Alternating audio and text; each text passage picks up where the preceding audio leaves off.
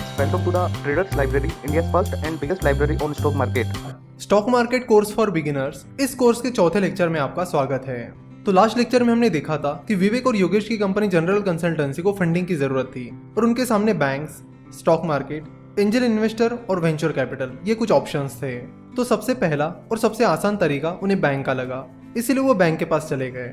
जैसे ही उन्होंने बैंक के ब्रांच मैनेजर से बिजनेस लोन से रिलेटेड बात की तो उस ब्रांच मैनेजर ने उन्हें बताया कि वो बैंक विवेक और योगेश की कंपनी जनरल कंसल्टेंसी को लोन नहीं दे सकती क्योंकि कंपनी के पास उतने कोलैटरल नहीं है, यानी जनरल कंसल्टेंसी के पास सफिशिएंट कोलैटरल नहीं है, यानी गिरवी रखने के लिए सफिशिएंट एसेट्स नहीं है और उनकी कंपनी का वैल्यूएशन भी सफिशिएंट नहीं है, जिसकी वजह से बैंक उन्हें लोन नहीं दे सकती।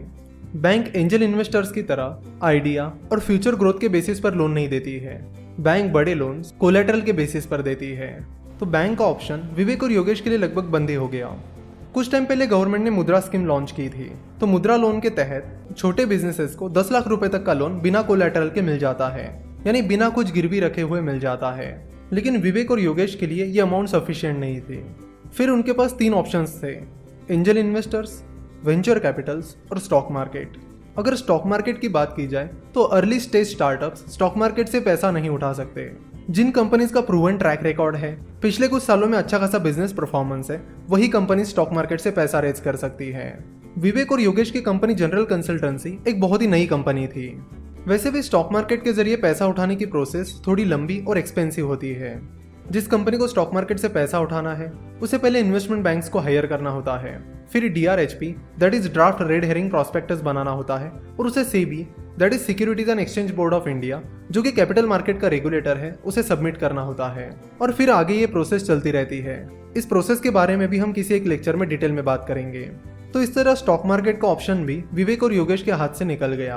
अब उनके पास 2 ऑप्शन थे, एंजल इन्वेस्टिंग और वेंचर कैपिटल। चलो तो देखते हैं कि ये वेंचर कैपिटल क्या होता है। वेंचर कैपिटल बेसिकली जिन इन्वेस्टर्स को स्टार्टअप्स में इन्वेस्ट करना है उनसे पैसा रेज करता है, यानी जिन इन्वेस्टर्स को स्टार्टअप में इन्वेस्ट करना है वो अपना पैसा वेंचर कैपिटल में इन्वेस्ट करते हैं और फिर वो वेंचर कैपिटल इन्वेस्टर से उठाया हुआ पैसा स्टार्टअप्स में इन्वेस्ट करते हैं।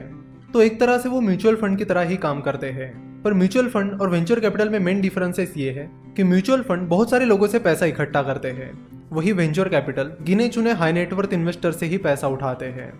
दूसरा मेन डिफरेंस ये है कि म्यूचुअल फंड में इन्वेस्टर 500 या 1000 रुपए भी इन्वेस्ट कर सकते हैं, लेकिन वेंचर कैपिटल में आप 500-1000 रुपए इन्वेस्ट नहीं कर सकते। वेंचर कैपिटल सिर्फ हाई नेटवर्थ इन्वेस्टर से ही पैसा इकट्ठा करते हैं, यानी उन्हीं इन्वेस्टर से पैसा इकट्ठा करते हैं जिनकी नेटवर्थ बहुत ज्यादा है। और म्यूचुअल फंड और वेंचर कैपिटल का अगला मेन डिफरेंस ये है कि म्यूचुअल फंड डेट मार्केट और स्टॉक मार्केट में इन्वेस्ट करते हैं, वही वेंचर कैपिटल स्टार्टअप्स में इन्वेस्ट करते हैं।